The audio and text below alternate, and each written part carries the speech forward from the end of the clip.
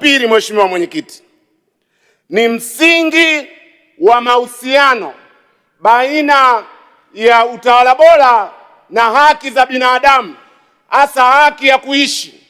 Mheshimiwa Mwenyekiti, bila haki za binadamu hakuna utawala bora.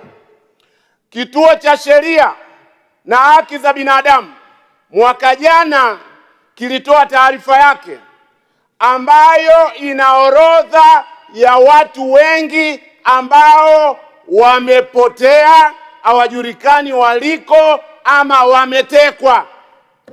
Taarifa hiyo ilitanguliwa na taarifa ya Chama cha Wanasheria Tanganyika, na baada ya hapo mpaka sasa viko visa mbalimbali vya watu wanaopotea, watu wanaotekwa.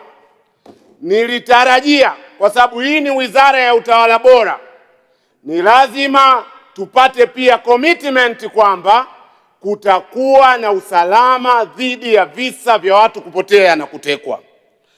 Na ushauri wangu kwa serikali, orodha ya watu wanaotajwa, Balozi Humphrey Polepole, ndugu yetu Mlai na watu wengine wote waliotajwa katika ripoti zile, kwa ajili ya muda siwezi kuwataja wote, ni lazima tupate majawabu ya serikali. Pawe na uchunguzi huru dhidi ya watu wote waliopotea na kutekwa Tanzania. Hilo ni la pili nilitaka kulisema. Na ujumbe wangu wa kuhitimisha, ujumbe nahitimisha kuhusu utaratibu. Mheshimiwa Katambi, taarifa. Asante Mheshimiwa Mwenyekiti.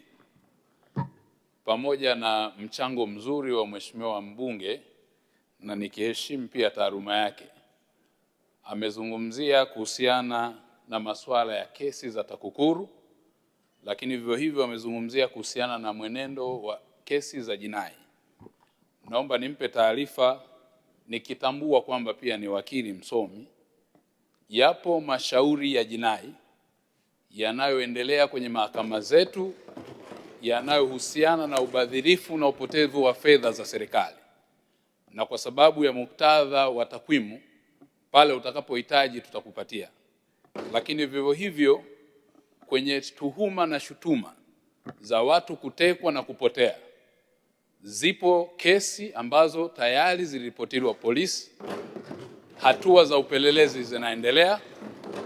Lakini vivyo hivyo zipo kesi ambazo watu walionekana kusema wametekwa na baadaye